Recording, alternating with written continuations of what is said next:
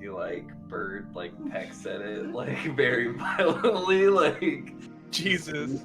His speech and his actions are very at odds. He's just It's like the opposite of Neffy. Neffy's got pretty good charisma, so she's actually a very elegant machine. Probably parts made of porcelain and shit. Probably easy to break. So I forgot to hit the record button. I just hit it a moment ago. I introduced Icewind Dale. If you know about Icewind Dale, you know about Icewind Dale. If you don't, go read a wiki. All of our players are seated having their supper at the local public house, the Luskin Arms. And so why don't we get a little head to toe of everybody real quick? Deeb, let's start with you. What do we see at the table? Well, I'm playing a Triton Warlock. His name is Fontaine Marshadow.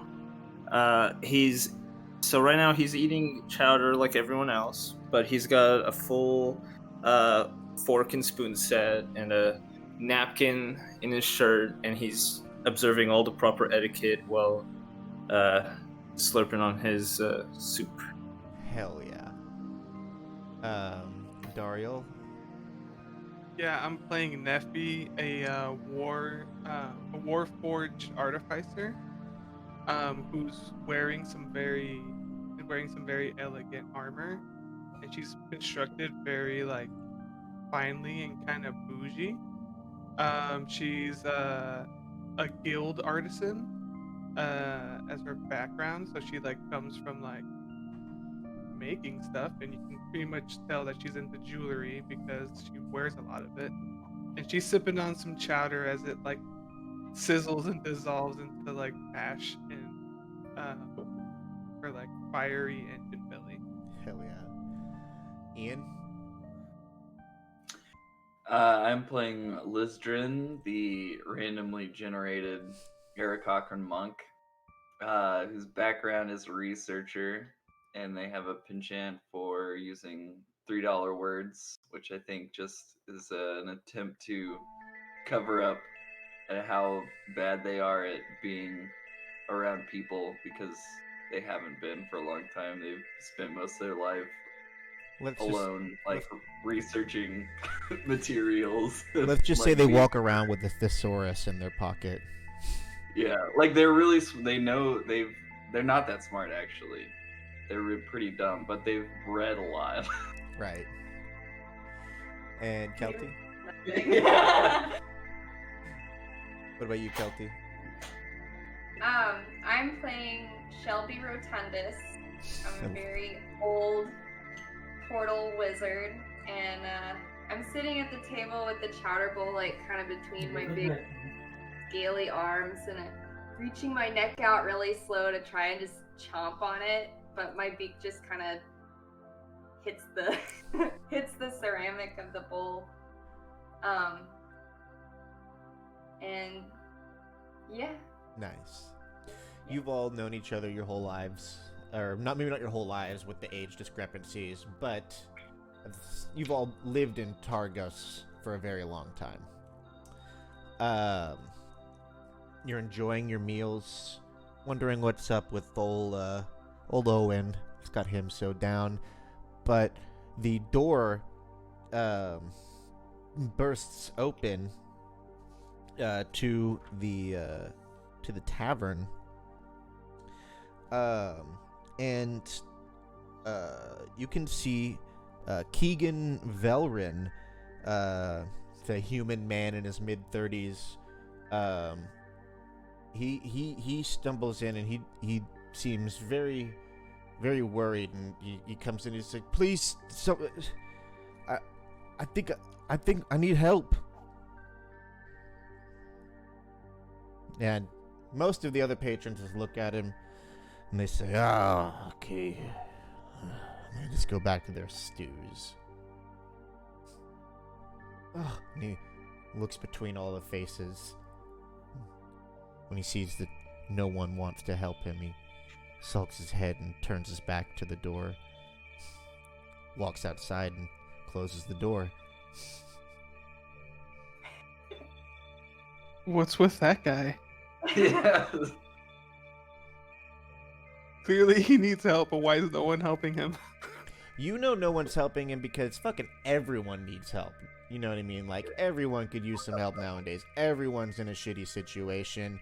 And everyone in here just had a long day trying to fish for trout, having to walk miles just to find some ice thin enough to get into it. And they're all, you know, everyone's just not in the helping hand mood lately. No one has any spoons. I have this one spoon. I will lend it to this guy who needs help. Do we know this guy? Is he Yeah, like the you funny guy? know, you don't know him very well. His name is Keegan Velrin. You know that he and his husband Garrett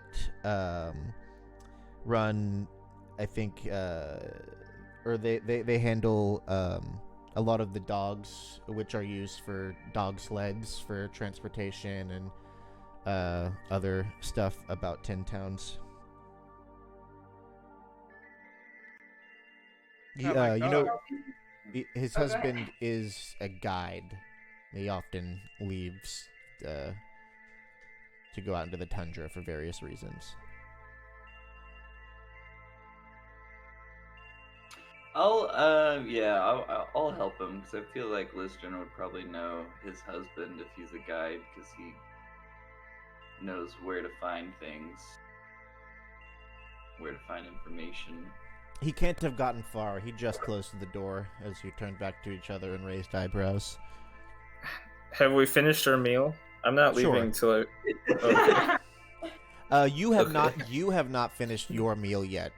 You eat at the proper speed, not like these barbarians, of course, who Yes, slurp yes, down of their course. bowls. Yes. Hey, I was eating at a slow human pace. I was eating at turtle pace, so Listrin strung his food around from just like pecking at it violently. Violently pecking and then like slow motion portal eating. And I just can't unthink of a Deep's character slurping.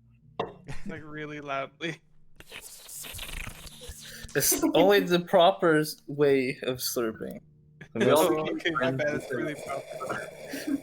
We became friends because no one else wanted to eat with any of us. Oh my god. I we don't were, think we were the kids.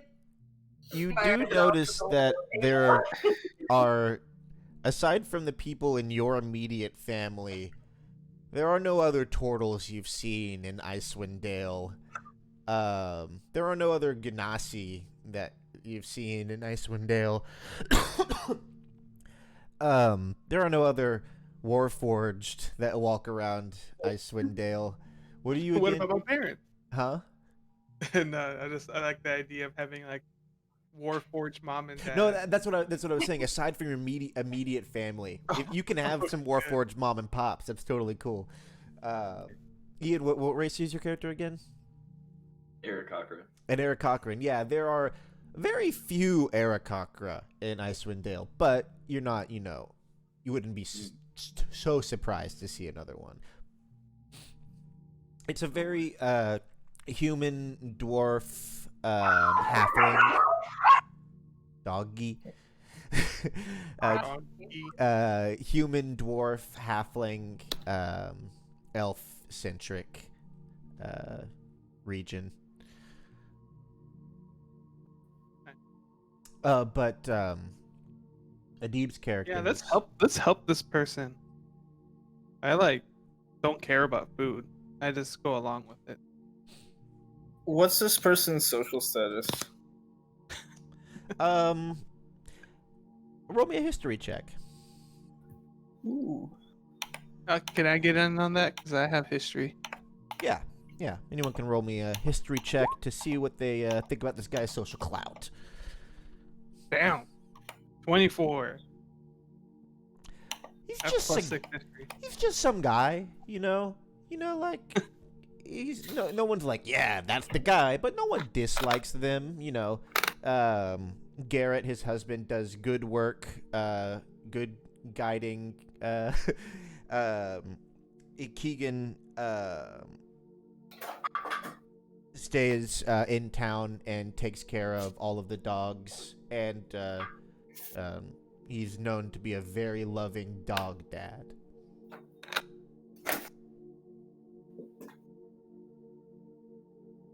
Man loves his dogs.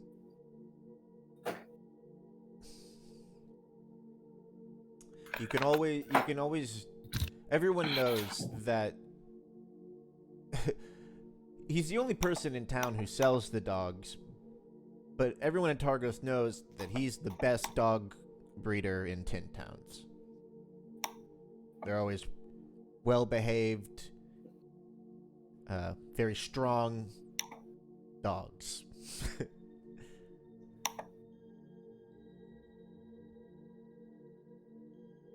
I I sup- appreciate his dedication to his craft, so I'm down to help him. So you're all Let's still help him. sitting at the table. Yeah, let's get up and go out to him. Okay. So you get up and you head to the door. And you open it up, and the wind, which you're used to at this point, pulls it open. Ice, wind blowing past you. Someone yells at Miss you. Dale. Yeah, someone yells at you to close the damn door. You have to shut it behind you.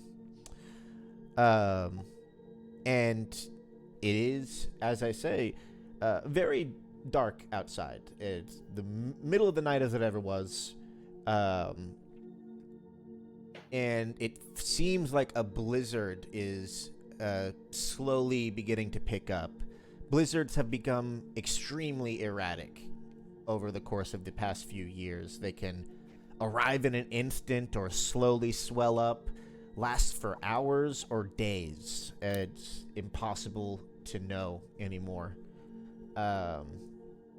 But you can see his foot tracks leading not far and around the corner, and you can catch up with them, and you see the man. Everyone in Icewind Dale, when they're walking around, is just a lump of furs. There's no way to distinguish most races between one another when you're walking around outside in Icewind Dale until you get up close and see their face. Everyone just looks like a mound of furs, like the kid from A Christmas Story. But yeah, so you see him walking, trudging through the snow. Shelby's the last one, out the door. And he, puts his head a little in his shell. He's like, it's cold, and he just needs a heat lamp. Oh my god. And you've been making my. that joke your entire life, because you've lived here your whole life. You Yeah. guys have heard I've been saying that for every 150 years. Yeah, you guys have heard every variation. Every variation of being cold and needing some sort of heat lamp or heat. You guys have been hearing it your whole time you've known. I need to write the names down. What's your character's name, Kelty? Shelby Rotundus. Shelby Rotundus.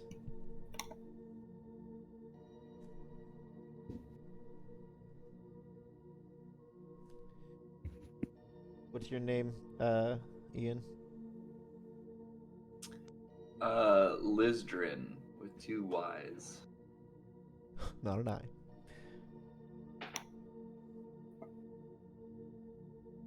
All right. And you're the fuck. That's why I need to write this down. What are you playing again? Eric Cochran Monk. Yeah, that's right. An Eric Cochran monk sounds really scary. Right. You can just be walking down an alley, and just from the sky, you just get your ass whooped. What's your class, Kelty? Wizard.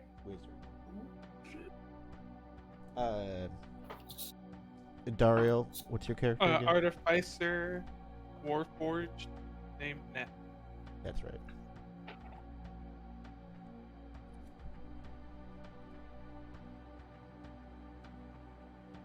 And Adib.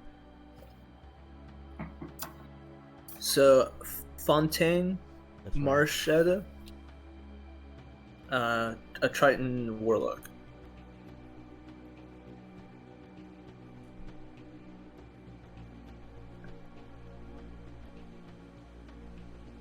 Got it. So you catch up, you see him, you see Keegan Velren trudging through the snow ahead of you, seemingly back to his house.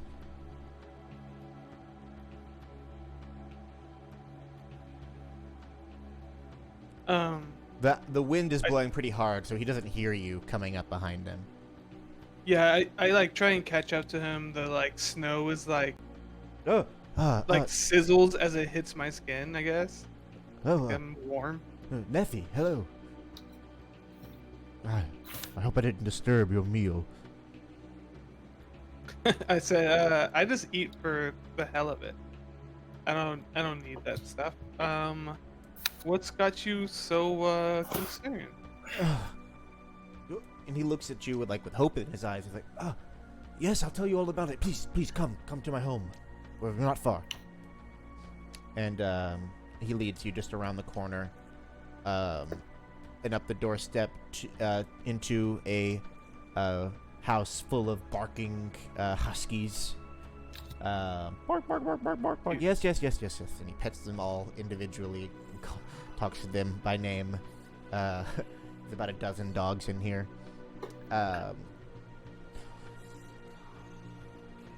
One thing just to note is that wood is very scarce. There are still forests, but there are many laws in place as to how much wood can be cut. So people have been using whale oil instead for a lot of light, but it doesn't provide very much heat. That being said, he has a few whale oil lanterns to light the place, but in his hearth there is just the dying embers of a fire. And he goes and he steps up to the fireplace and he picks up.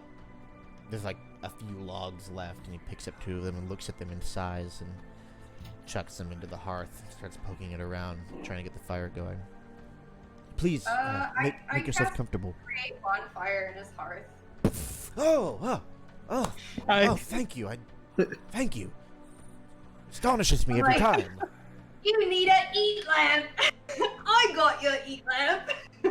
Right. Yes. I forgot somehow. I forgot that you could do that. I don't know how I forgot. You do it all the time. You do it all the time, and it's wonderful. Thank you. Can I cast a second bonfire to make it extra warm in here? 'Cause absolutely. I definitely took bonfire again. No, absolutely.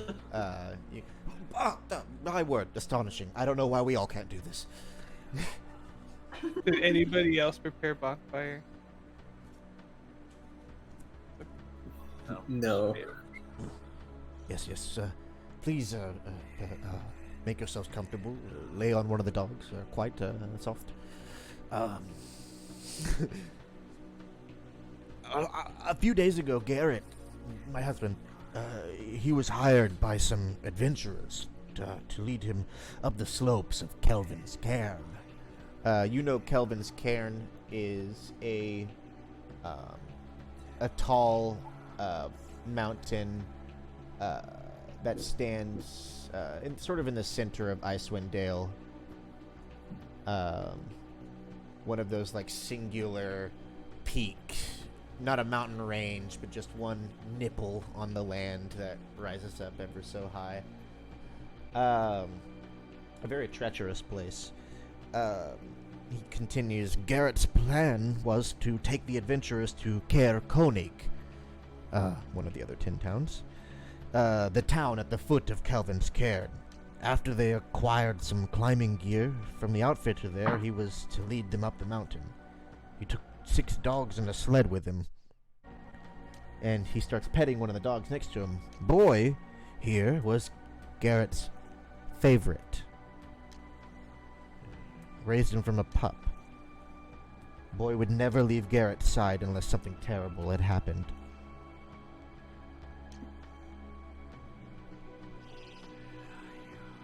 Do you have any way to track him? By dog, I assume? My scent.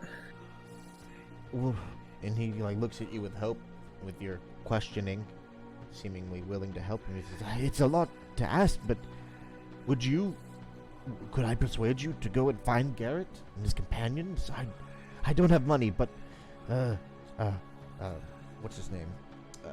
Owen, the owner of the Luskin Arms. Oh no, that's a different place. But the owner of the Luskin Arms, the general store here in town. He's a good friend of mine, and I'm sure I can get him to cut you some deals. But I'm a scrimshander by trade, and I can give you some of my artwork.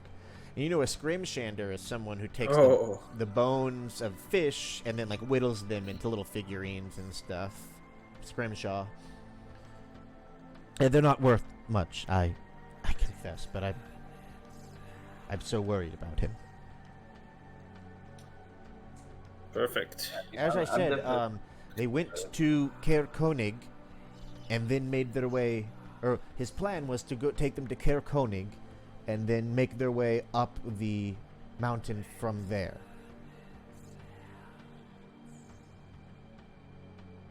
Dog was with him, this dog, and he came back without him.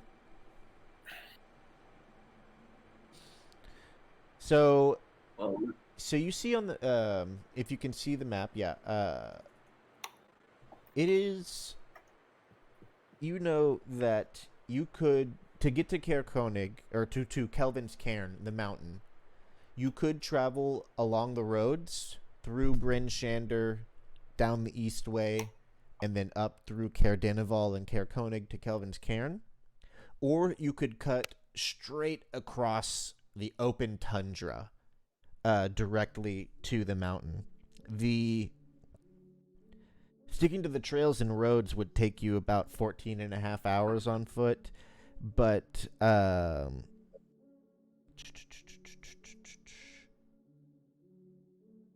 crossing over the open tundra would take longer, but it'd be a shorter distance. Oh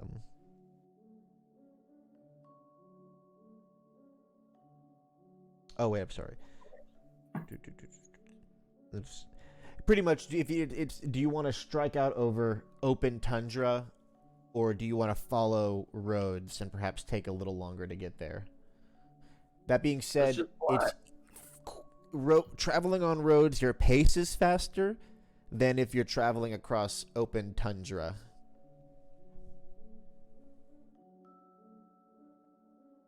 I mean, that's up to y'all. I won't freeze. I'm down to like walk straight there. You all are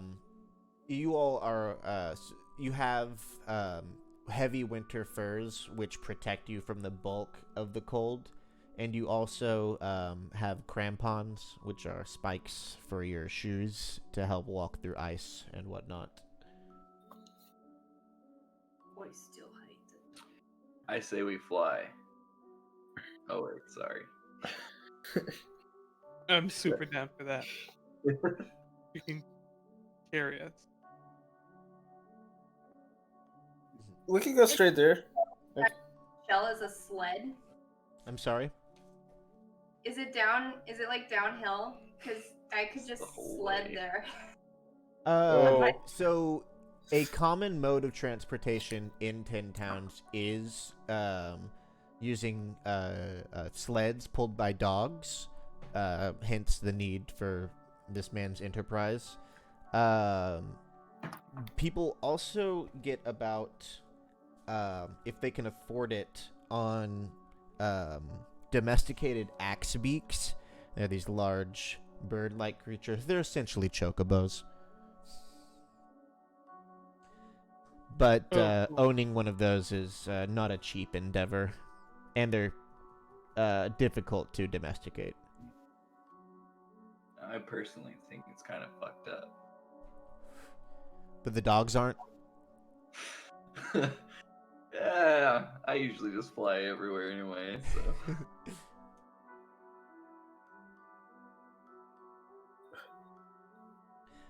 Do y'all want to go to like Tourmaline and then go to Kelvin's Cairn? Like, kind of take a road and then go into the.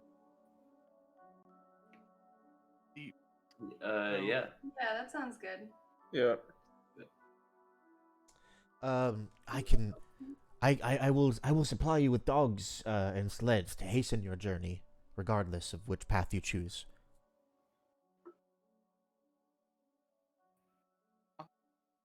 Thing. I like Daryl's plan. Yeah, I'm really into these dogs. Got it. So thank you. Oh, thank you. And he's got tears in his eyes as he starts getting the dogs ready to be hitched up to the 4 sleds that he has prepared, which takes about 30 minutes or so. Um, at which point you are ready to leave. Can anyone handle animals or drive a sled? It is not difficult. You would all be at least somewhat familiar with it, having grown up and lived in this place. Um, Okay. there's no just all you gotta do is stand there and hold it, and know what the dog's commands are, which he tells to you are different kinds of clicks and command words, and they are extremely responsive and well-behaved, happy dogs.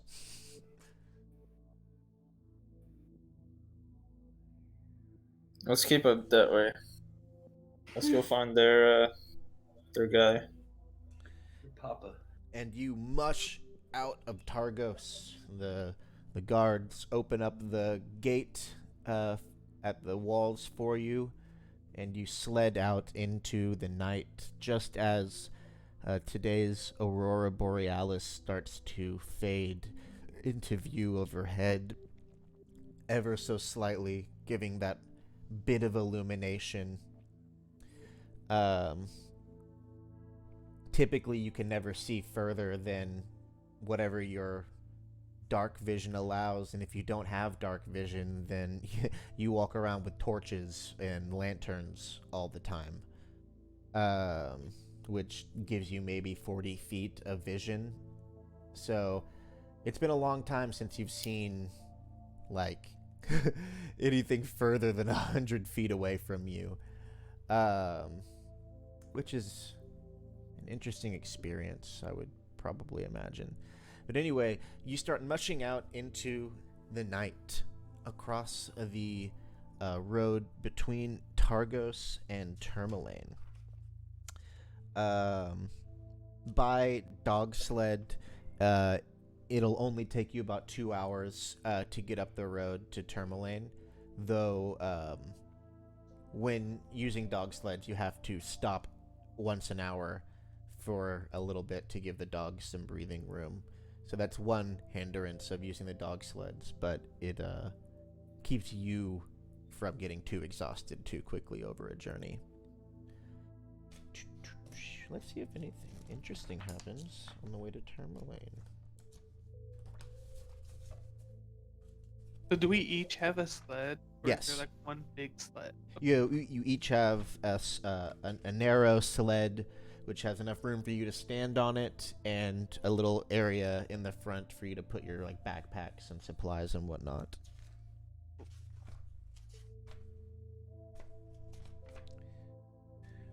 So I can speak with animals at will. Okay.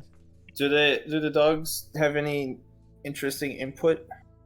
Oh, one of the dogs is Boy, the one that was one of the 6 who went with Garrett and then came back without him.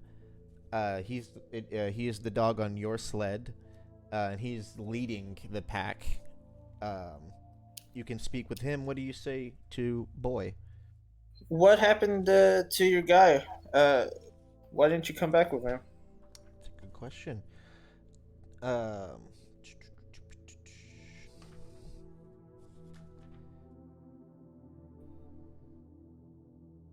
Give me just 1 second. By the way, Daryl, I can't see you anymore. I do. Oh, you do? Yeah, we can see them. Oh, I clicked on someone. Oh. Yeah, never mind. Well, Sorry, give me just 1 second. It's a bit of information I forgot. Wasn't expecting anyone to talk to the dog. You never do. You never do. And this dog would know some shit. This dog is seeing Yeah. some shit. Duh. That's Oh, wait, is Adib still there? Yeah. I'm here. We got up the mountain, and boss tied us all up, and we made the camp like we always do, and then him and all the other guys that he was bringing out there, they went up into the mountain further. We were all hitched up, down tight at the camp, but I heard them howling. I heard them howling like it was real bad. Yeah, I heard howls of something mean and fierce, and then I heard howls of pain. I'm real worried. Oh about no. This Howls. dog reminds me of Bubbles.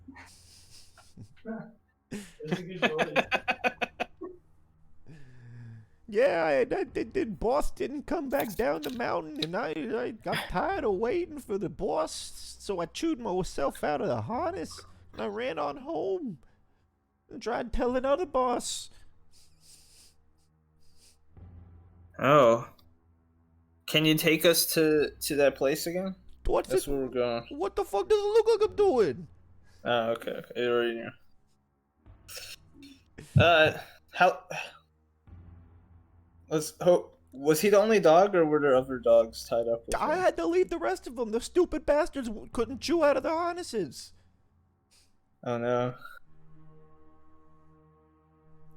Let's hope they're all fine, and hopefully we can save all of them. What do you mean? What do you mean they might not be fine? They were if you fine go- when I left them. Yeah, don't worry, they'll be fine. That's right. Okay, I don't know why you Yeah. said it like that.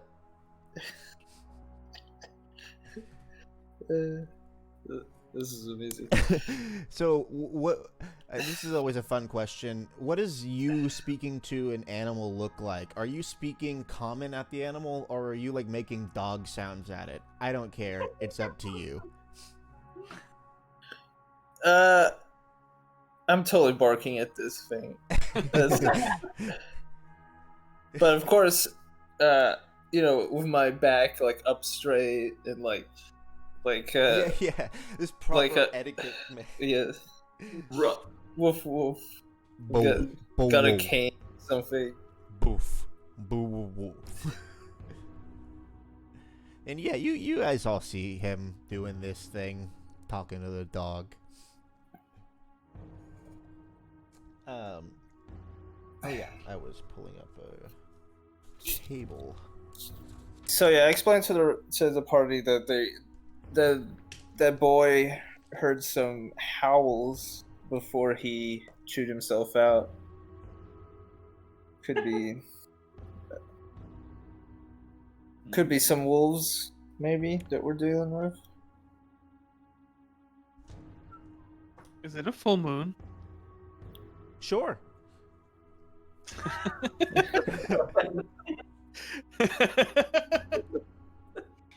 Yeah, It the is clouds now. the clouds break for a moment, and shining through the aurora borealis, you can see the perfect circle of the moon.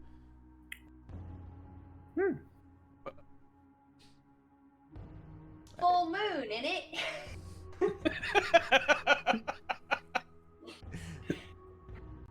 Oh my god. I love Rotundus. This is a Shelby thing. This is a Yeah. It is. It is. So, you guys are able to travel the 2 hours easily up to Tourmaline. That's Lonelywood. Where's Tourmaline? It's after Targos. Tourmaline. Tourmaline is known for its mines. They mine a lot. Also, a bit of a logging industry. What with the forests that they're next to. Did you have any intentions of stopping in town for any reason, or are you skirting straight to Kelvin's Cairn?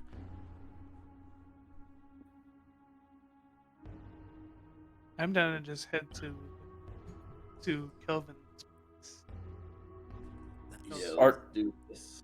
Okay, let's go. So, for the sake of time, you travel from Tourmaline to Kelvin's Cairn, miraculously unimpeded by any of the dangers that lurk out in the tundra.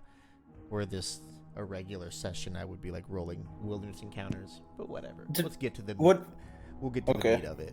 You can still describe it Yeah. to... You on the way there, at the very least, you have a brush with these elk. These two large elk. They trot up to you in the snow, and they stop, and they say to you, "You shouldn't be here." This is weird. They say in common. Out loud, "You shouldn't be here. Tin Towners should stay in their tin towns. Let this be a warning to you from our master. The Tundras are the druids." And then they kick snow in your face. And they buck snow in your face as they trot off. We just get bullied by some elk. Yeah, those elk had no manners. Why do we get picked on? I guess we're the That- only people out here. We have to hold it in. We're of higher social status. We can't go down to their level. Yeah, aside from being accosted by some rude awakened elk, your travel goes unimpeded to Kelvin's Cairn. You skirt your way along the base of the mountain to the side facing Caer Konig, which is the direction that Garrett and his team would have approached the mountain from. Hmm. I could swap us to here.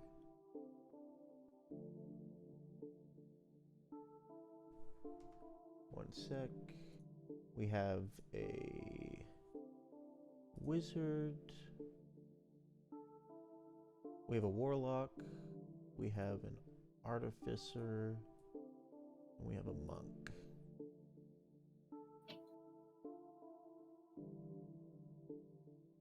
I got some tokens that I'm gonna let everyone have control of. And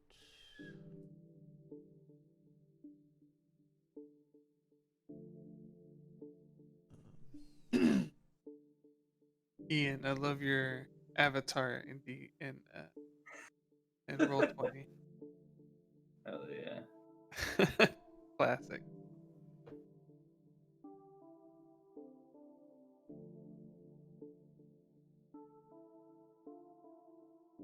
The most D&D picture of me. It really is.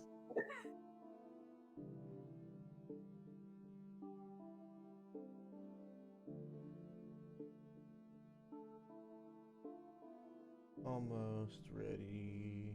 Let me give these characters eyes.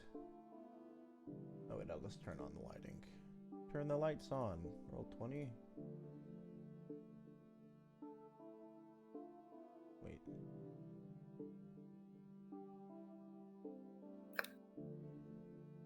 There we go.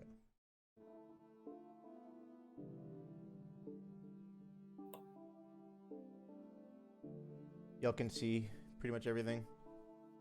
Mm-hmm. Yeah. Here's some tokens.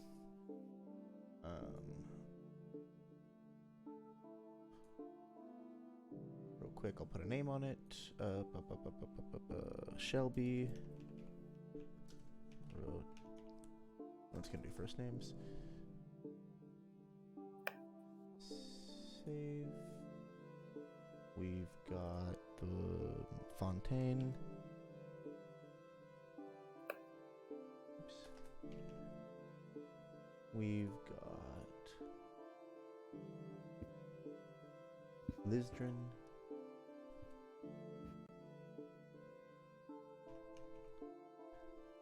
And Neffy.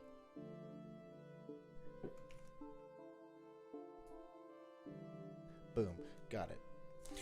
So, you begin working your way up the base of the mountain.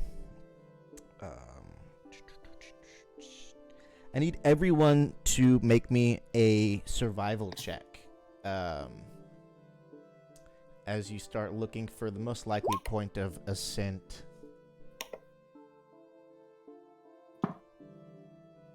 Crit. 18. I got an 11.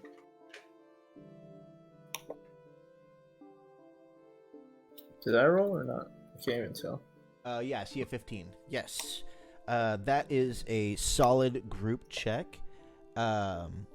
It doesn't take you long to find the base camp.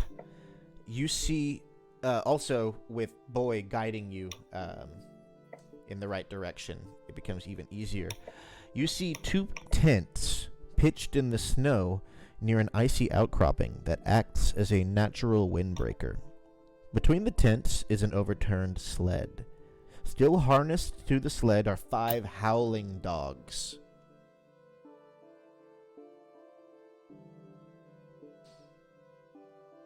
Yeah, let's unhitch those dogs. Yeah. Yeah. You unhitch the dogs and they all seem very cold and very hungry. They're all friendly but cold, hungry, and miserable. As soon as you unhitch them, they all dart away. They all dart back down the mountain, like running in a line. But Boy Whoa. and the other 3 dogs you brought with you stay with you. Ooh. Sounds like they're going after their dude. Yeah, they know where they're going. They're running right? the way you came. Fontaine. So it seems like Oh. they're running back home or something like that, like Boy did. Gotcha. Okay. Well, they know the way home. So, as you were moving things around to get all the dogs unhitched, you can see that under the sled are 2 small crates. One of them is empty, and it appears the dogs broke into it and ate the provisions that were contained within. The other was not within their reach and contains enough rations to feed people for 4 people for 3 days. Excellent. But yeah, this was their base camp, and you can see a likely path that they would have taken up the mountain, but the wind has obliterated their tracks at this point.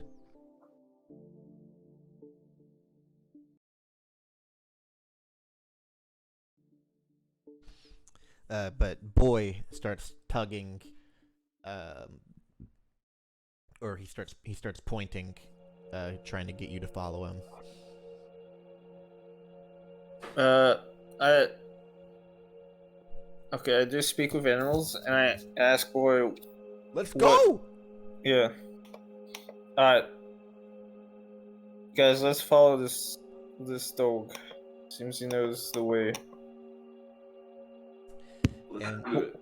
And Boy begins leading you up the mountain. He seems to be able to grab the trail that they took pretty easily. The howling wind, blowing snow and slippery ice make the climb treacherous.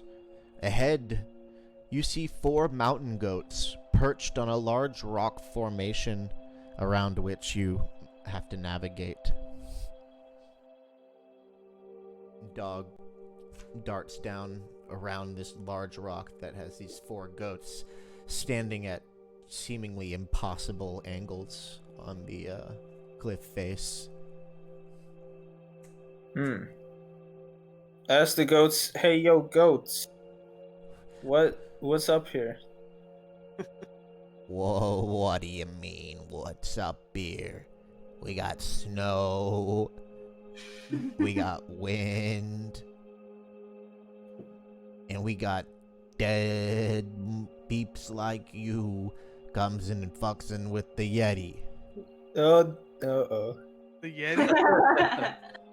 Wait, is this in common or is this? No, this between- is this is in goat. Okay, never mind. What was that, Kelty? I asked if Deeb's character was bleeding this or. Oh yeah. Yeah, I told him. Bleeding. Yeah, we stand up here and we try and tell people, hey, don't go over there. The Yetis will fuck with you, but they don't ever listen. We still gotta go. We gotta bring the body back. And one of the goats turns Yetis, to another yeah. goat and says, what did I tell you? The next one wouldn't listen either. You owe me 3 rocks.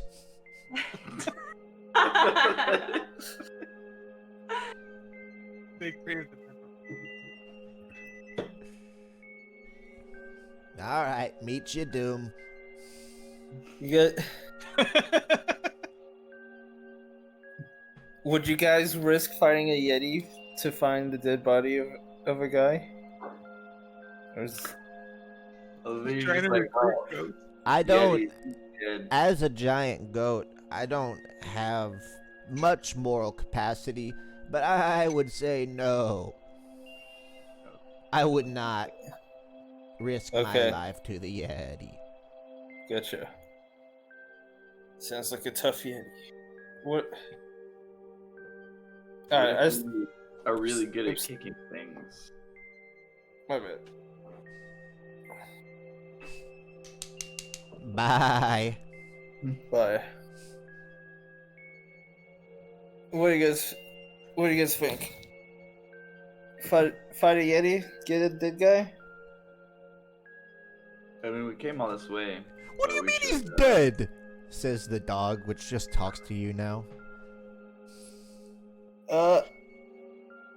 Okay, I mean, he's with the great He tentacle ain't dead. I smell him. Okay,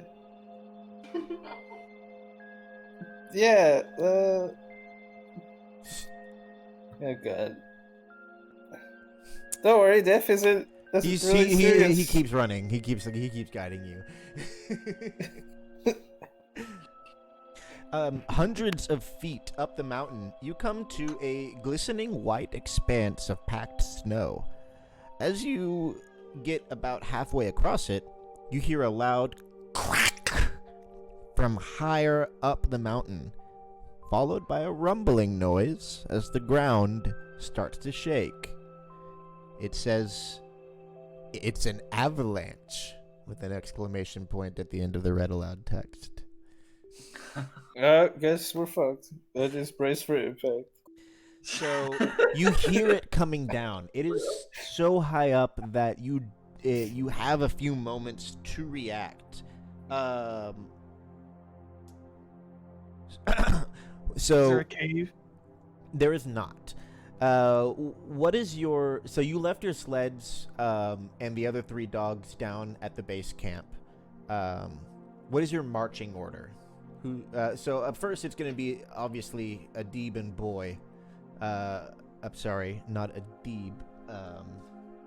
Fontaine and Boy. Who's following immediately behind Fontaine?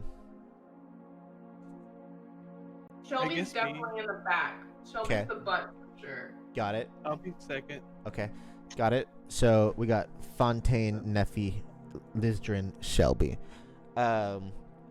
You're each walking. You've probably got about 10 feet between one another or so. So you're hiking up this mountain.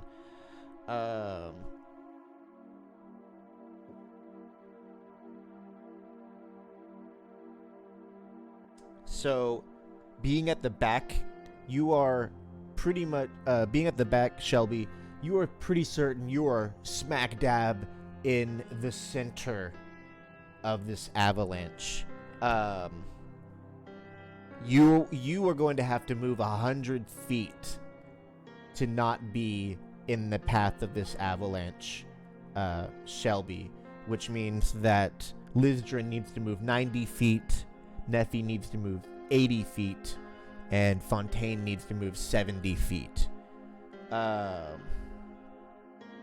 Everyone roll initiative.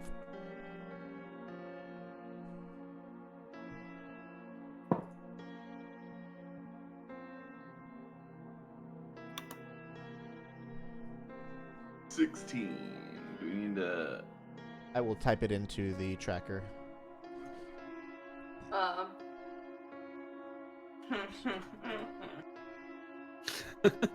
What'd you get?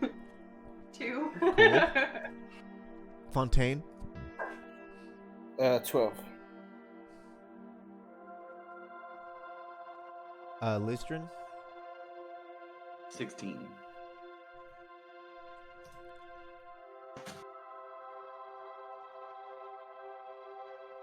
So, Lizdrin, you need to move 90 feet to not be hit by this avalanche. It is your turn. I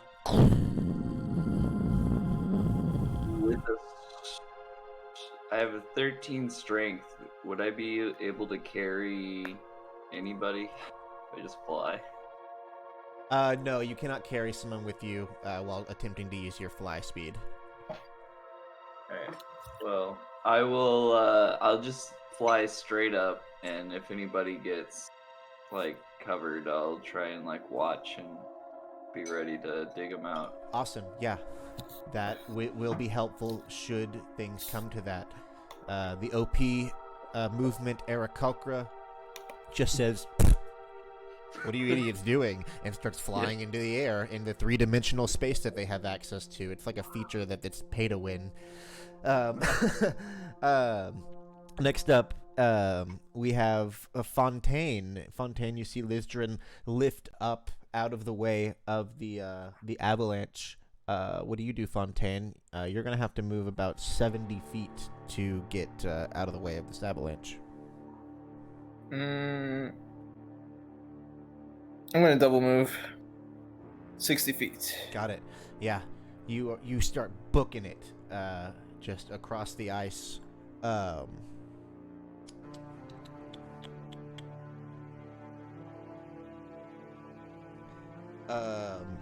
Next up is Neffy. Yes, nephew will cast Expeditious Retreat, Ooh. and that gives me the option to basically move triple my speed, right? Excellent. So In you essence. go ahead. So that's 35 times 3. That's Oh yeah, 100. you are easily able to just hit the ground. Fucking tell us what that looks like. I just become a sled. I just like. Oh lay my down. god, you're a transformer?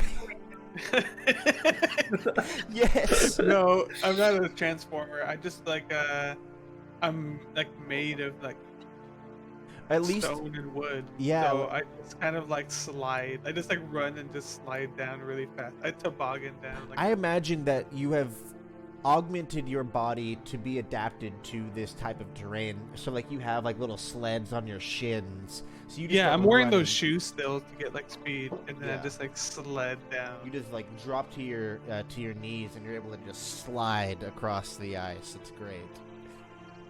Yeah, You it are worked. safe. Shelby, the avalanche. You stumble and you're like, okay, I can do this, and the avalanche is fucking coming down at you. Boy, Misty Step in it. So you Misty step 60 feet forward. You still have another 40 feet to go. I run. I lumber for 30 more. Is Misty step a And bonus then- action? Is Misty Step a bonus action or an action? No, it's a second level spell. As an action or a bonus action? Action. Okay, I because think. some of them might be bonus actions. Let me double check. Oh no, it is a bonus action. You could use your action to dash. Okay, and then I dash, so that's. Yeah, you are able to and then trudge your way out of the range of the avalanche, and with you all sufficiently outside of it, it roars down the mountain, coating it in just this white blanket. Lizdrin, you can see that all of your friends made it to the other side, and you can come land down next to them. Nice. Hey, Kelsey, how old is Shelby? 150 years. Hell Oh yeah. my god. She's hanging out with all these youngins. How old is your character, Dariel? Oh shit. They could be I like don't 2. know. Either extremely old or really young. Yeah. They could have been built yesterday. I was built yesterday. No, they're not that like naive yet. They're. I'll get back. Okay. Yeah, not important. You all are able to not be buried by an avalanche. Hooray. Dog is like, what are you guys doing? Let's go. And he keeps leading you up the mountain. You reach a steep, snow-covered incline dotted with jagged rocks. Lying face down in the snow, barely conscious, is a humanoid in blood-stained cold weather clothing. And boy rushes up to the figure and starts just snuffling at the hood, and a hand weakly raises up and gives the dog a pat on the head, and then collapses. The Garrett? Okay, now he's with the great tentacled one in the sky. Doesn't seem dead. He just weak. Okay. The great tentacled one in the sky. But yes, you can see a severely wounded. You can see the blood soaking through his furs. You see frostbite starting to set in on his nose.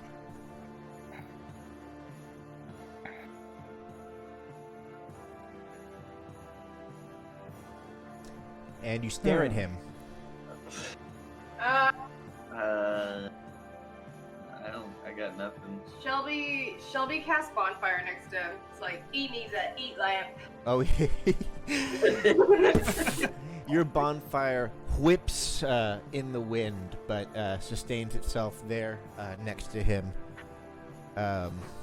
Yes, and you begin to warm the near-death man as a boy cuddles up next to him.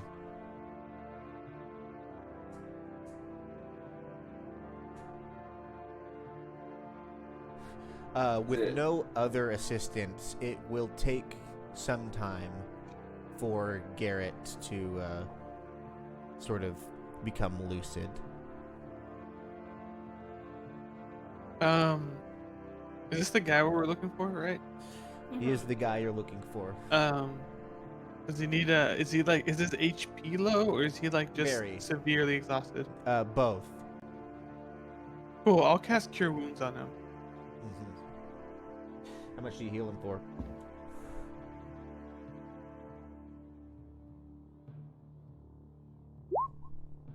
I go through?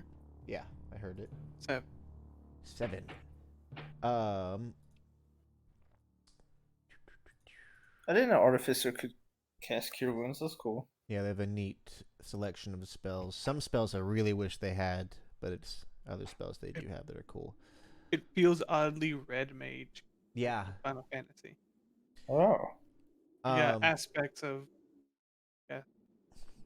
You describe to me how you work your magic. What tools do you use to cure this man?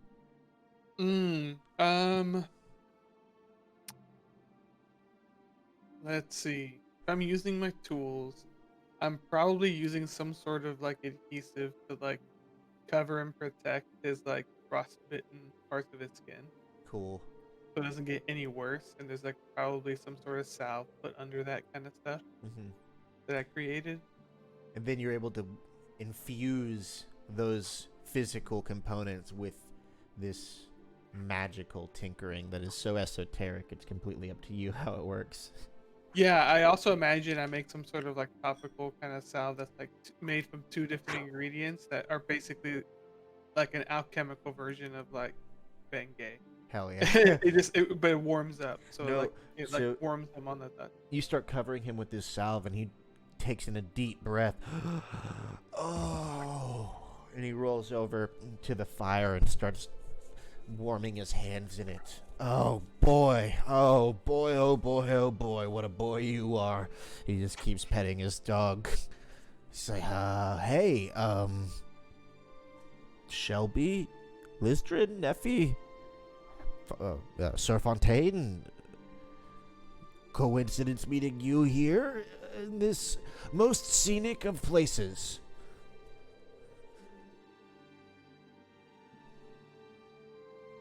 Your buddy. Oh. Sorry, I was gonna comment on the lack of talking. What? Your buddy sent us to come get you. My husband? Good thing. Yep. Well, good for something he is. Oh, wonderful. Well, have you found any of the others yet? We freed your dogs. They're probably going home. Probably. You haven't seen anyone else though? I came up here with a whole group of people. No. Oh, I didn't know that. Yeah, I'm a guide. I was guiding a group of people who wanted to come up to the cairn. There. I do that, yeah. They may or may not have been killed by Yetis. How do you? I don't remember. Was I muttering about the Yeti? I didn't think I'd said anything about that yet. No, We heard. Yeah, we heard through the goat vine. He like looks at you all with like weird eyes. Shrugs it off. Not gonna look this gift horse in the mouth. He's like, yeah. Well, if you guys are still tip top, we would be doing them a mighty disservice if we didn't go out and look for them. He Were they cool or like? What? They were clients. I mean, they're people. I wouldn't want to be. I don't. What is this? Look, No, we're just pulling your leg. Look, they weren't from Targos, okay? I'm not like the others. I don't have these stupid rivalries between the towns. I don't hate someone just because they're from Lonelywood, all right? I don't work that way.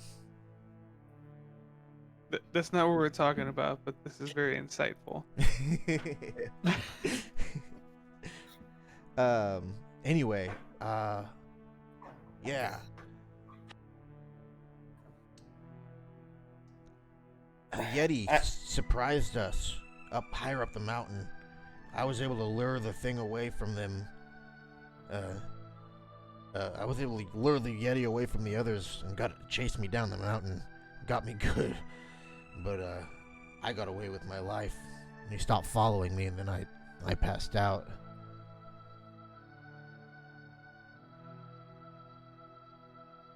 Aren't you lucky? Passing out in front of the Yeti and surviving. What were you leading these people to do?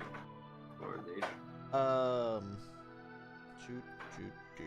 That's a good question that he probably knows. That I can't remember. But something innocuous and normal. Like the one of them was a researcher of some kind. Oh shit, I'm a researcher. That could have been us. Let's go.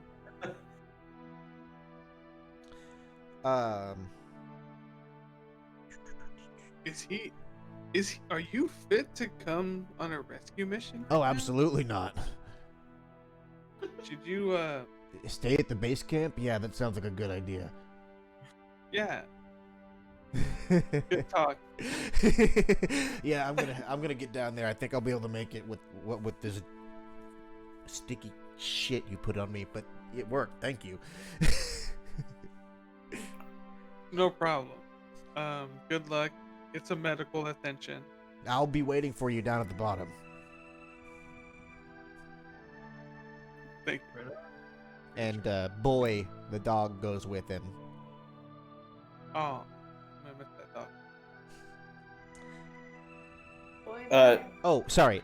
Before he goes, he's like, oh yeah, the people you're looking for.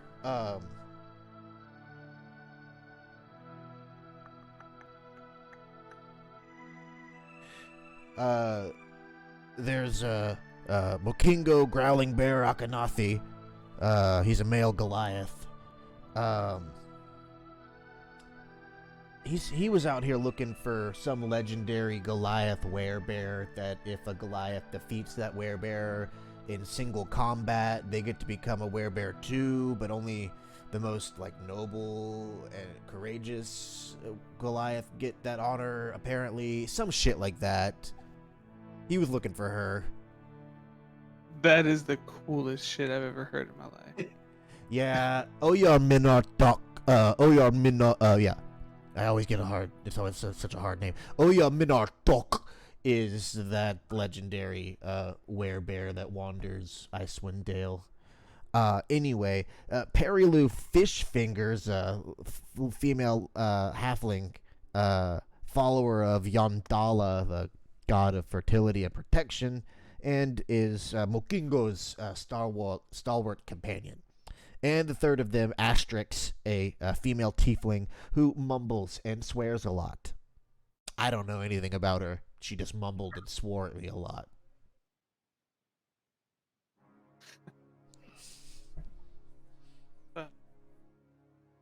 It sounds like I could be friends with all of these people. So. I hope you have the opportunity to. All right, let's go. Let's go up the mountain. Let's You- find.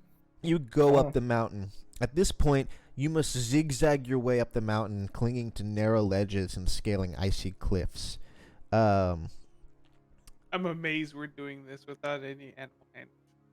I love this. I need everyone to make me a athletics check. Oh, As you Acrobat. athletics as you scale your way across the crag. 2. Wonderful. 4. Excellent. it's gonna be an 8 for me. Love to hear it. I did fine. Team just like jumps his way up. You get So the 16. sad thing about it is these are not individual checks. This was a group check. Oh, 21. 21 does not negate the 3 failures. Gotcha. For the group check, you waste an hour climbing the side of this cliff, and everyone but Adib gains a level of exhaustion. Uh, A level of exhaustion gives you disadvantage on all ability checks.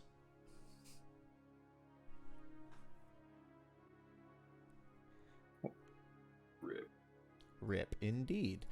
You continue past the difficult portion of the mountain until eventually, up ahead, on your left, is a 15-foot high, 10-foot wide cave mouth. There's blood on the snow some distance from the cave entrance.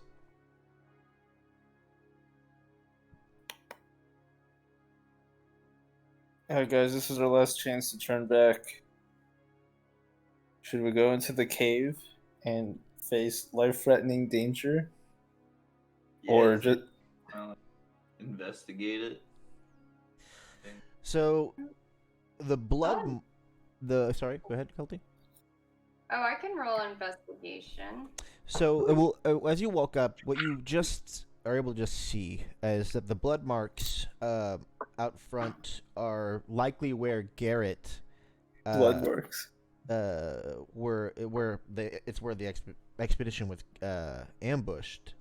Yeah, go ahead and roll me that investigation check. I got an 8. You just see blood spattered in various places. Like, yeah, someone got fucked up here. I did an Boy. investigation too. I got a 19. You're able to Batman this out a little more Sherlock Holmesy. You can, judging by the way the spatters and the drags and the ice, apparently the thing that attacked him was hidden under a snowdrift. It lunged out, raking Garrett with claws. As you see the telltale 4 streaks of blood sort of in parallel lines. And then there's more of a spattering, a pool, as if it hit him in another way, possibly a bite that just caused blood to fall out. Which would make sense with the wounds that you saw on Garrett when you healed him.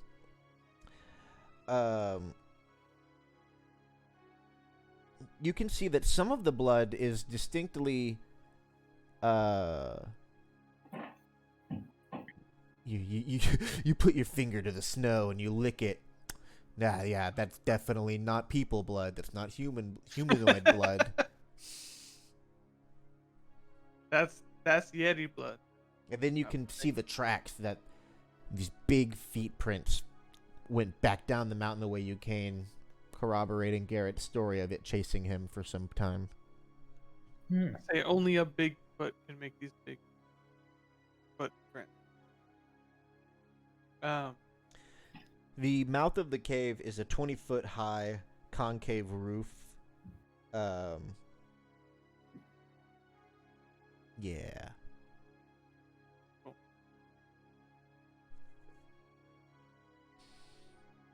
Who wants to be first?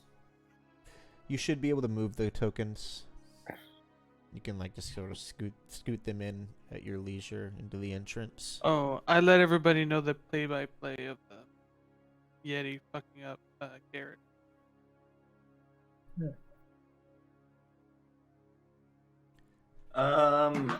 Okay, I'll try and sneak in there. Okay, we'll go ahead and roll me a stealth check. That is a 11. Got it. Didn't you have to roll a disadvantage? Oh yeah, wait, I gotta make it a Yes, disadvantage. exhaustion. It's still an 11. Got it. What are you up to? So I Lizdrin see. crouches down and starts working their way into the mouth of the cave. Oh, I cast invisibility on you. You're invisible. They go invisible. What do the rest of you do? You see Yeah, I cast invisibility too. on yourself? Yeah. Also on me. So Shelby, are you going to try and sneak in there as well with Lizdrin? I'm not gonna try to sneak. I'm just gonna be invisible. Got it. Fontaine, Neffy, you see them beginning to walk in. Well, you don't. No, we You don't. don't see them walk in. You see Shelby's footprints through the snow up to the mouth of the cave.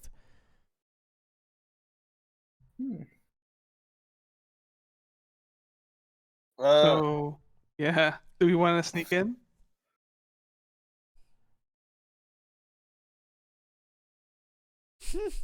I don't know. Maybe they should just. It's a small cave. Yeah, we'll be ready out here. Yeah. They're invisible. Moral support. Yeah. Shelby and Lizdrin continue. So you come in, and you can see that a lot of the floor has fallen away in this cave. and the path splits to the left and right.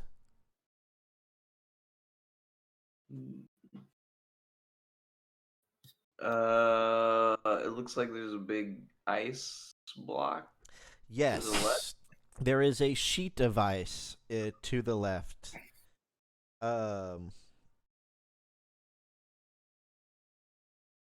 Yeah. It looks thick. I will fly over it. To here? Yeah. Yeah, you flap yourself aloft. Shelby, you hear the sound of wings. Can kind of feel the beating and then hear them moving away from you. Though it's hard to tell really in what direction they went. Being that they're invisible and it's echoing a lot in here. You don't know whether they went left or right. Well, I like an easy way. So I'm gonna take a little like 2-step and go in my shell and skate over the ice. Haha. You skid across the ice and slam into Lizdrin's shins, and it hurts. It doesn't hurt Shelby. It hurts Lizdrin.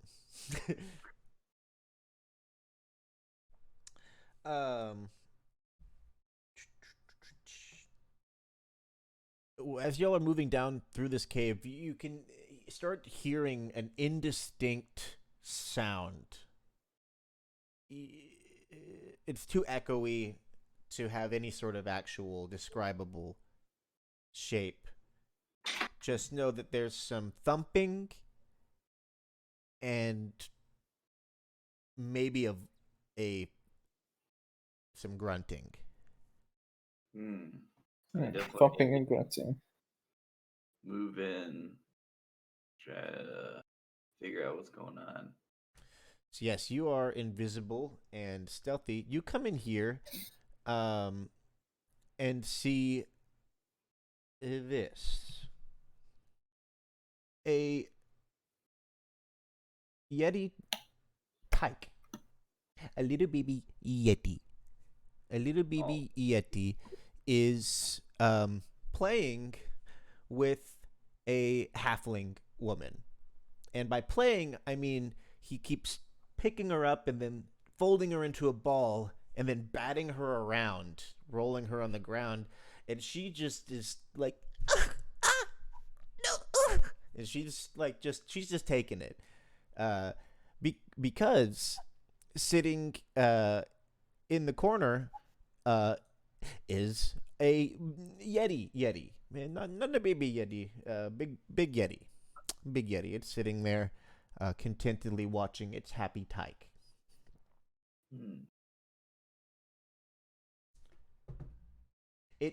Its nose sticks up in the air. It stands up, sniffing around. So are we on like a ledge here? Yes, you come from this way. There is a ledge.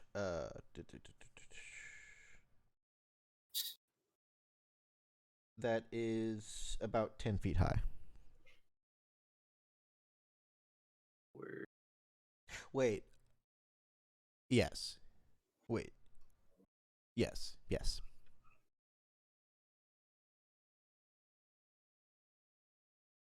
But the Yeti is sniffing the air and begins slowly moving in your direction.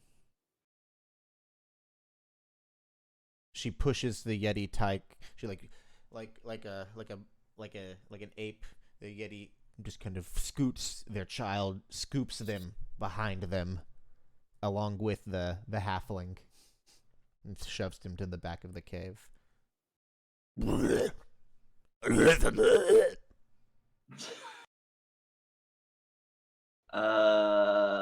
right, I'm gonna just back up for now and let Shelby and and everybody else know what's up. Cool. Fontaine, Neffy, make me a perception check. Sure.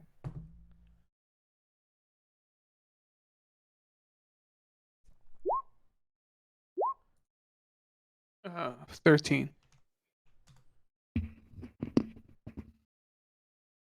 12.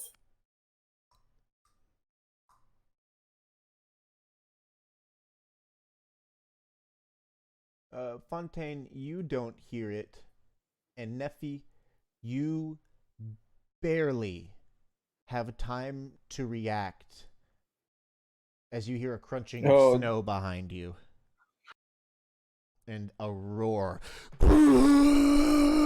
of this yeti that snuck up behind, or maybe not even snuck up, came up behind you. Lizdrin and Shelby, you hear the roar of a yeti that just echoes through the cave. It could have come from either direction. You don't know. It could be the one that you just saw.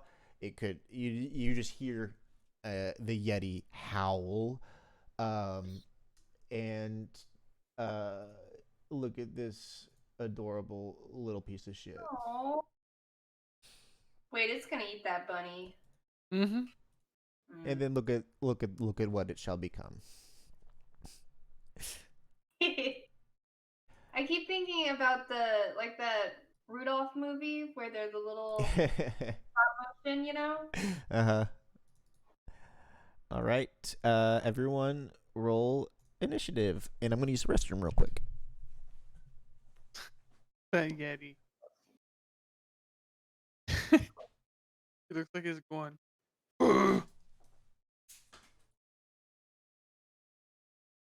And Kelty, I know you said you wanted to get off at 11. We are about to get into a combat. If you want or need to dip, whenever you want to head out, it's totally cool. Oh, I was gonna do 11:30, so we're good. Okay, cool.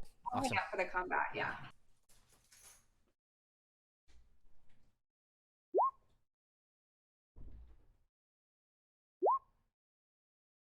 Oh, oops.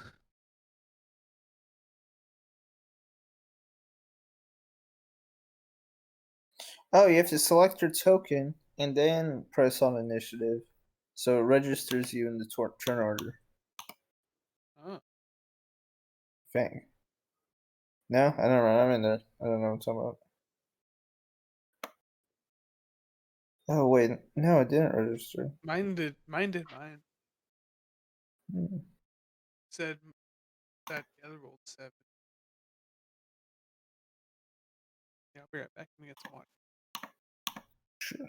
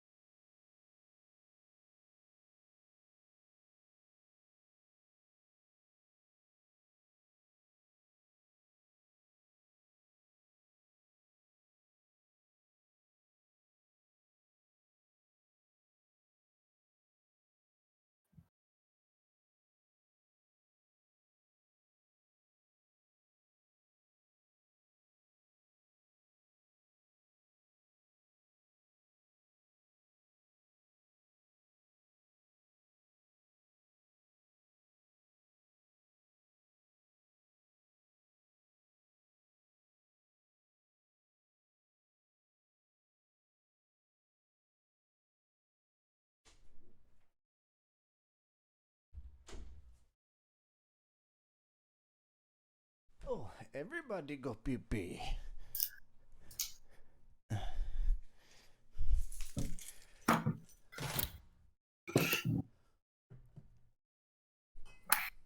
What did you get for your initiative? Does the exhaustion affect initiative? No. I got a 14. 15. I got an 18. Nice. Neffy? 7? Yep. Cool.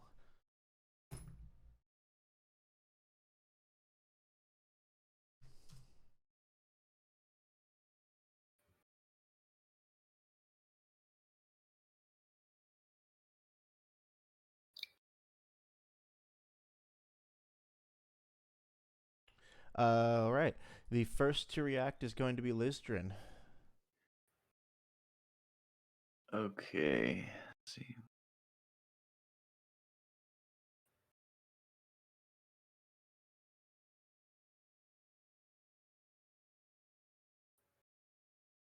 I would keep moving towards the rest of the party here. And then on seeing the Yeti, I will attack it with a flurry of blows.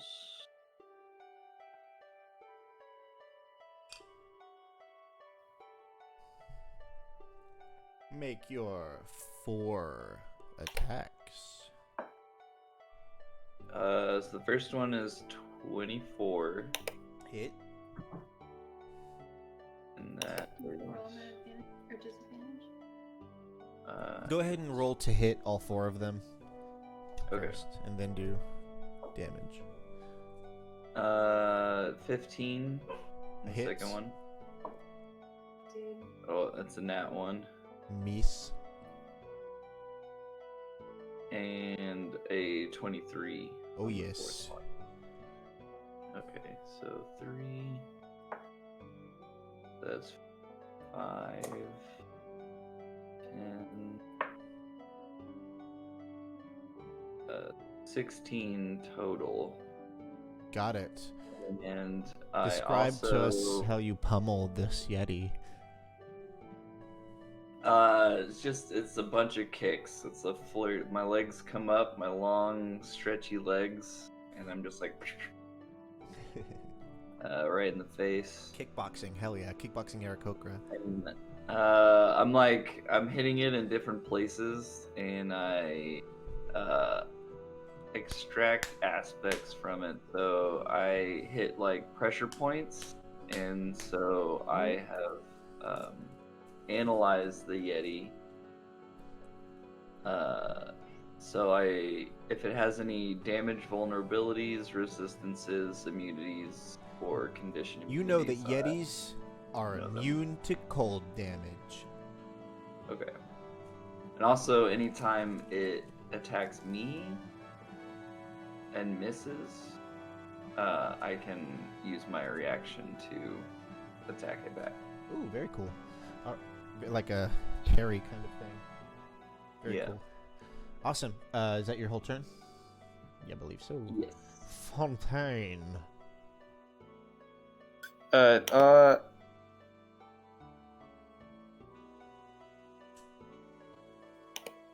First I'll Eldritch Blast it, and then I'll Can you see those? Yes. Alright. I like having y'all say what they are though. Just it's easier than me having to tab around. Okay. I roll a 7. 7 is not gonna hit. They're not one. Okay. As a bonus action, I am using something called Grasp of the Deep, Okay. and it Magically summons. Yeah, it makes a portal. If you can, I don't know. So if this you want a portal token. this black rift opens in the ground before you, between you and the Yeti. This just Looney Tunes shadowy portal with just black churning liquid inside of it. So yeah, this portal lasts for a minute, and for that 1 minute, every round I can make a bonus attack with a tentacle. Hell So yeah. You all, those of you who are near can see this black pool. You become visible as you cast it. I believe as you cast your Eldritch Blast at the very least. I'm not invisible. Oh, that's right. Anyway, so yes, you all see him, them focus on the ground. This black pool appear, and these writhing tentacles swarming about inside it. I think it's a D20 plus 6. So, as a bonus action, make a 10-foot long tentacle at a point within 60 feet. Lasted a minute. When you create the tentacle, you can make a melee spell attack. So it's a d20 with your spell modifier on top of it. Good shit. How do I roll? Is there a slash roll? So on the spell page, you can just click the little purple icon next to spell attack, I believe. Really? Okay. I just rolled one from Neffy's sheet. There it is. So I'll take the first one. A 19 will hit. Then let's... A d8. Cold or lightning. You know that it's immune. Lightning. Cold. Got it. How much? 6. 6 damage. Oh shit. How much? And it kind of slows it down, actually, by 10 feet. So it kind of like wraps... I don't know. It kind of like wraps... It hits him, wraps around the Yeti and kind of slows him down. Got it. By 10 feet. It was 14 damage from Lizdrin, right? From 16. 16? Yep. Got it. Yes, y'all are able to pummel a beating into this Yeti. It is now Shelby's turn. Or Fontaine, you do have some movement, though you would invoke an attack of opportunity.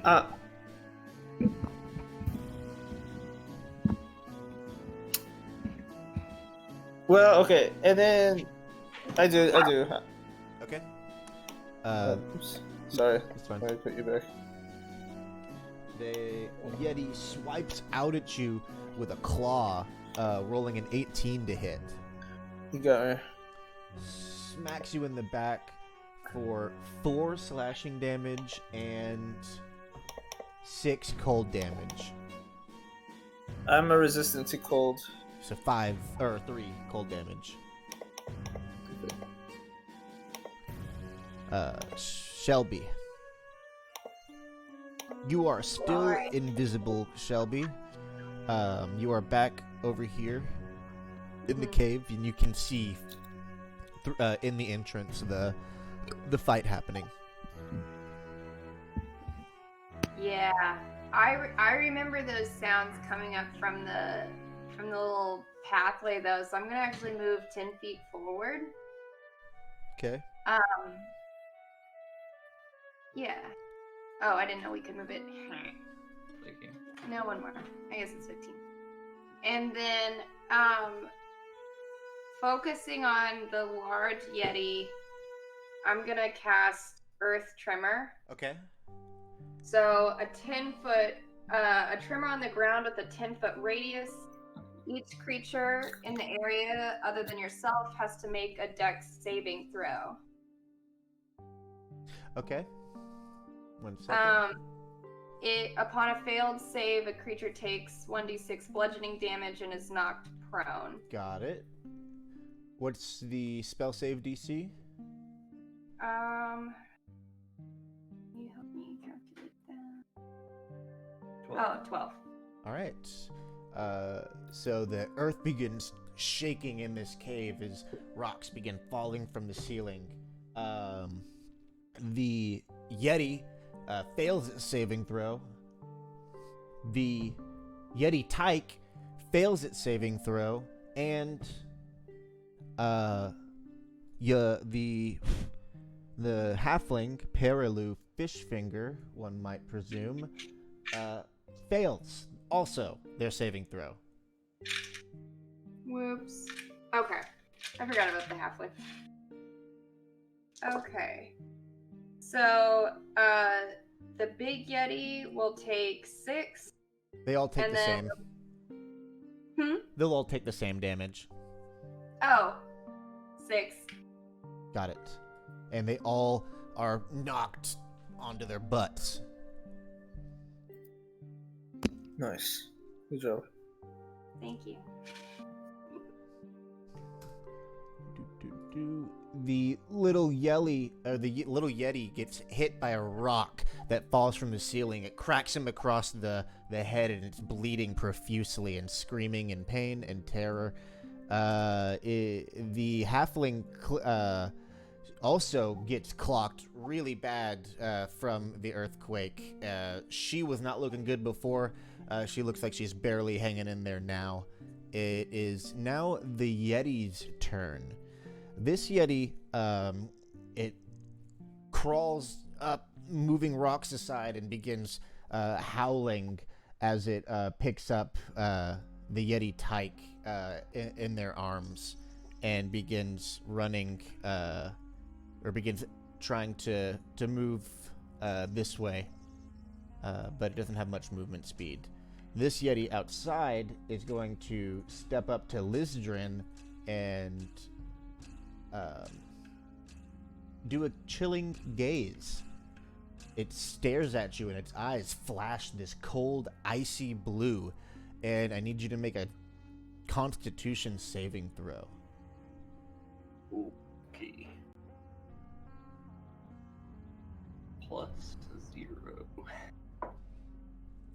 18. Good. You are able to resist the chilling gaze of this Yeti. I stare back at it with my shoe-built eyes. And then it whips its head as it hears the sounds coming from inside the cave.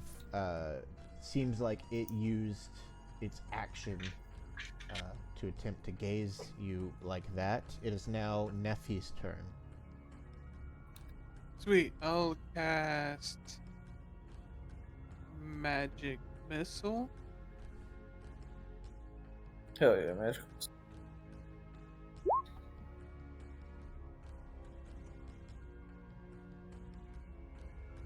that just one right there?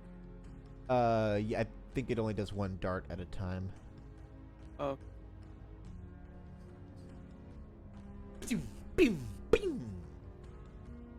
What does you casting magic missile look like? oh wow. Me casting a magic missile at the artificer probably just looked like me like Which tools are shooting you a Roman using? candle. I'm like shooting Roman candles basically. Hell yeah. You're a It's like- warlord, right? Now, so, like, typic- does it have, like, Typically, open up you have to incorporate one of your tool proficiencies. I'm down with it being Roman candles, but like. Oh right. You got jeweler's tools and what else? Masonry tools, Masonry. thieves tools. I'm down with them being little. You know what? They're just enchanted like beads on my like endless amount of jewelry that I wear. Yeah, you're They just just, always like, glittering. It's, you know, like a necklace of fireball. Yeah. It's like that, but with magic missile, and I've Hell yeah. imbued it with And you don't even have to like touch them. You just activate them, and they just launch off from different parts of your body as they arc out, leaving these tracers of different colors behind them. And they crash into the Yeti, dealing 13 damage.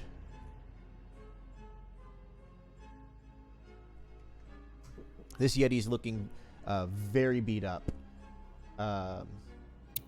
Has many wounds. Very hurt. It is now Lizdrin's turn, unless you wish to move. Nephi, you won't invoke any attacks of opportunity. You also have a bonus action. I'm actually seeing if I have any bonus actions, but I don't think I do.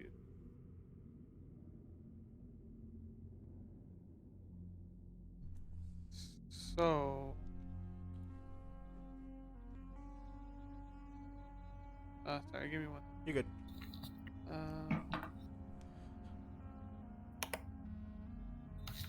Oh, ignore that. Okay. I didn't mean to get that. Yeah, I'm done. Fine. Okay. Lizdrin, we are back to the top of the round. Alright, I will keep kicking it. Does a 12 hit? A 12 hits. Oh, wait. Yes, a 12 does hit. They are Okay. bulky I'll and go ahead. muscly, but you were able to penetrate that with that hit. I'll roll my second hit as well. And that is a 19, so A 19 will hit.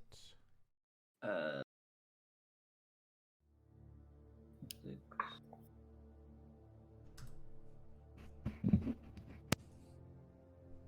So 13 damage after those 2 hits. Is it still up? 13 damage on your turn. It is staggering side to side, making deep, pained, guttural noises. Yes, it's still up. Fuck it, I'll flurry again.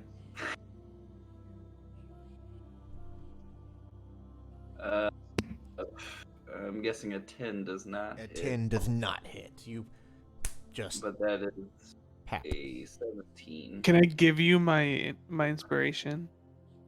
Yeah, everyone starts with the 1 inspiration. Oh yeah, I might as well. I'm spending the key point. It's a 21. Ah, yes, there's 2 more hits.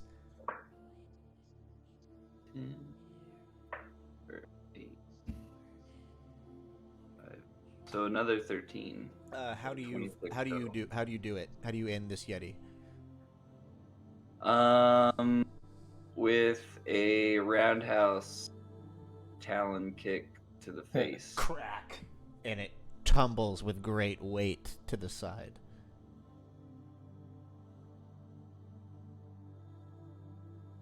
It is now Fontaine's turn. The Yeti outside has been felled.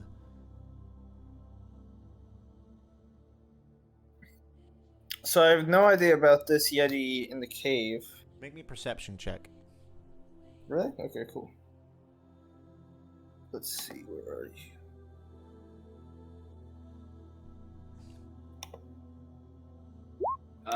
I tell everyone 18. that it's a mama and a baby.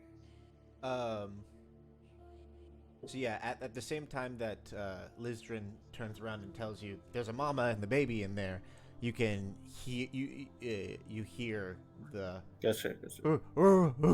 just sort of the panicked ramblings of the mother Yeti through the cave. Nobody here speaks Yeti, so I'm not even gonna. But yes, it is your turn. 6. So that's 1 movement.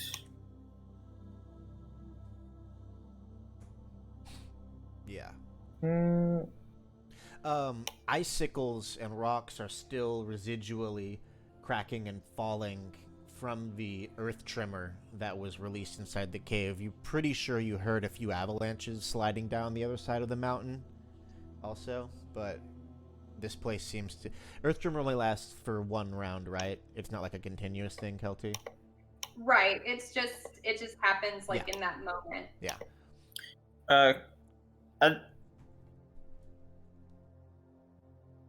I'm gonna get here and then ready in action to Eldritch Blast, and whatever Yeti comes in my line of sight.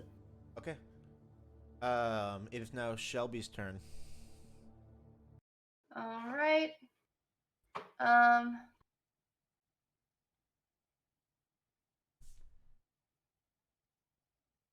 right. This big hole. Yeah, I'm gonna bonus action cast Misty Step and no, go this way. Okay, hold on. I have to use it. There we go, and teleport over that hole. Okay. And then You become visible when doing so. Oh yeah, I became visible when I did the tremor. It's anytime Right. you do. Right. And then I'm gonna cast grease right underneath those stairs. Ooh, like right here? Yeah. So as you come over here, you're close enough to be able to tell that in this alcove right here, the floor of the tunnel is strewn with bones, very large bones. Some of them still have bits of sinew and flesh on them, but have been mostly stripped clean. A head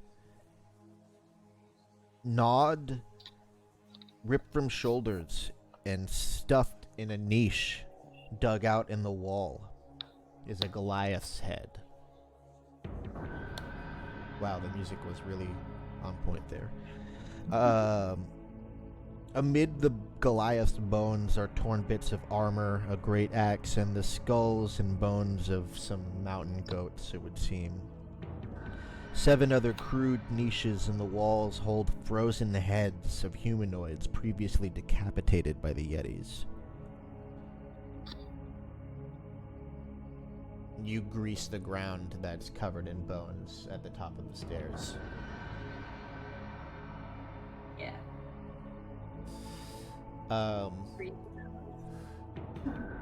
The Yeti mother, or the Yeti panically running up the stairs, not noticing the grease, steps on the grease.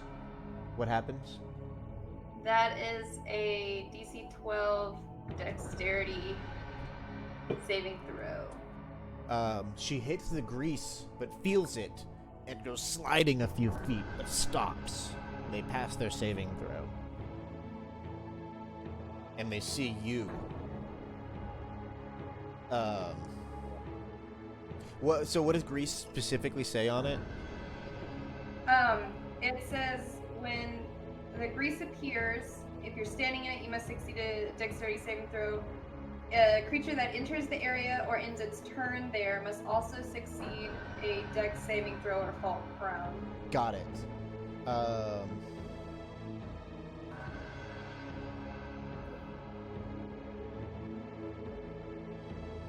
This Yeti sees you and charges at you. I need you to make me a contested strength athletics check with this Yeti, or be knocked backwards into the chasm. Okay. Word. Oh no. Okay.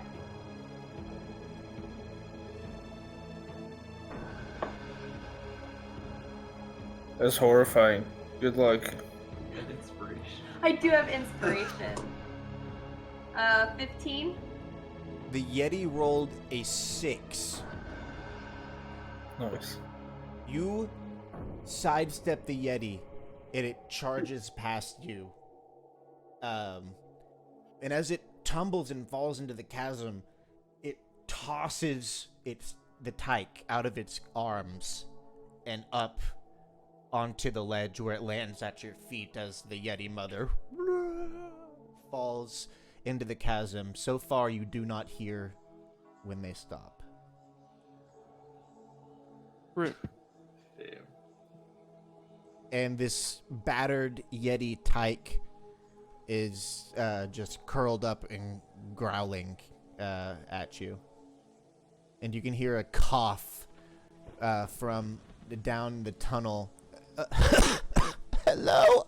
What the? As the acolyte comes out, hits the grease, and slips and falls and cracks her head on the ice. It begins not moving in a pool of blood.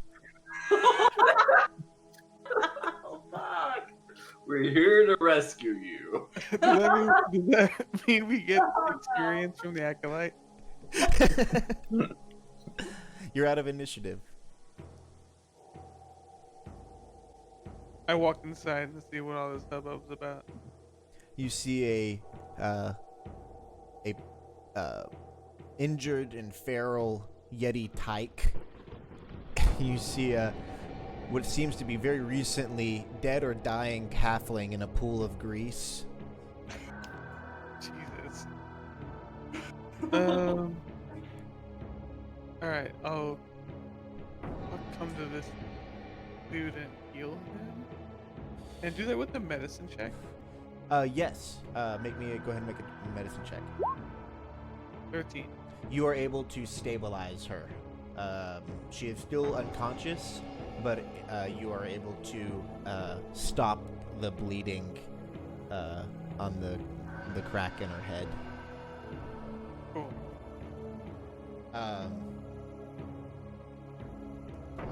The Yeti I need type. help carrying her. I have like 8. Yeah, I Like, know. start pulling her. Yeah, you start pulling her out. You can get assistance from your allies. The Yeti tyke stares down into the chasm, and then it looks up at you, Shelby, with these big, adorable eyes, watery. Oi, eat lamb in it.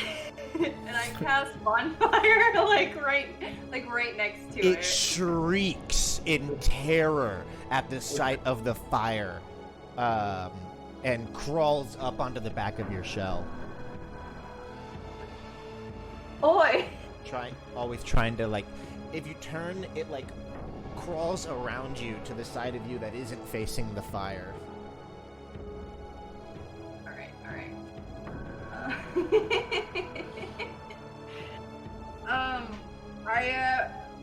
I cast minor illusion of its mother Yeti, like, in the grease.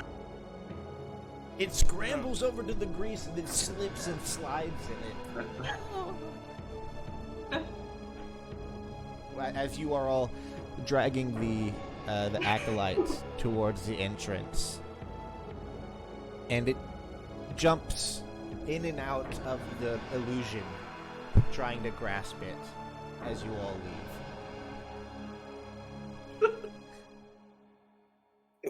I'm just playing with what y'all give me, man. I'm just playing what's given. Y'all tee it up, I knock it out. Should we keep this? Should we raise this Yeti to be good? Yes. Yes. I Yeah, don't want no greasy Yeti. It cries at the illusion. I go. This is fucked up. I go up to this Yeti. I'm like, hey, come with us. Make an animal handling check. Ah, shit. Should I? Could I speak with it? I try to be persuasive. So and I technically, realize it's not a actually fucking animal. It's not a beast. Technically, they're a monstrosity, and they have their own language. Well, I got a 4.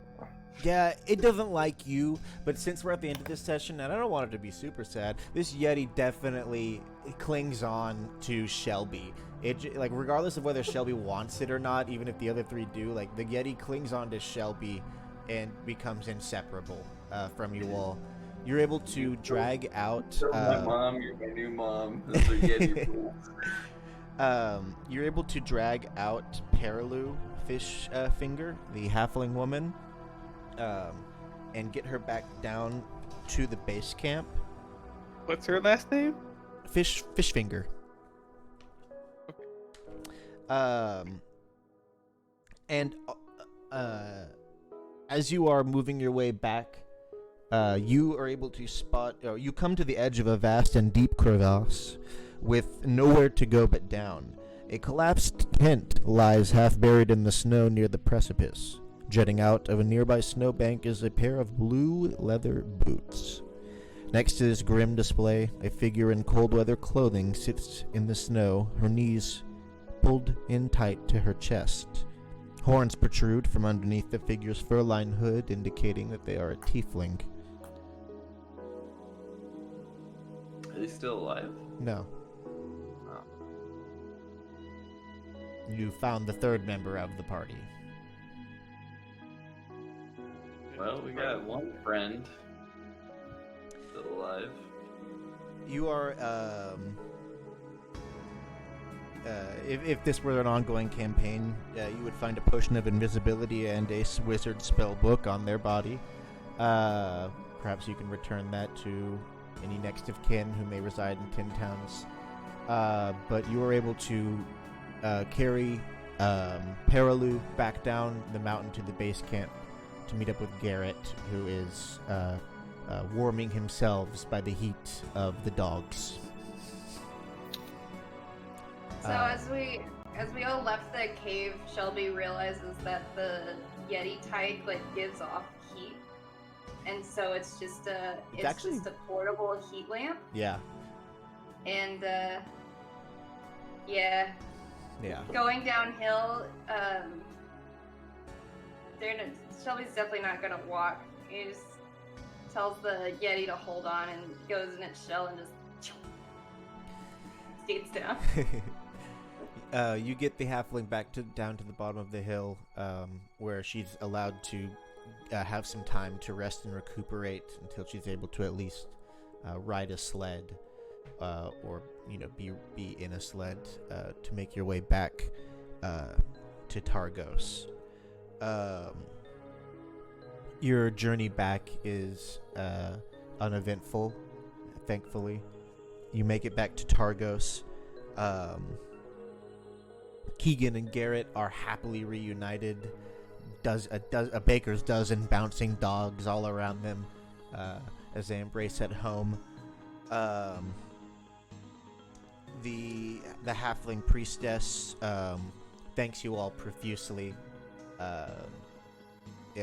reminding you constantly that Yolanda's light will definitely shine on your paths for many days. Some clerical religious stuff.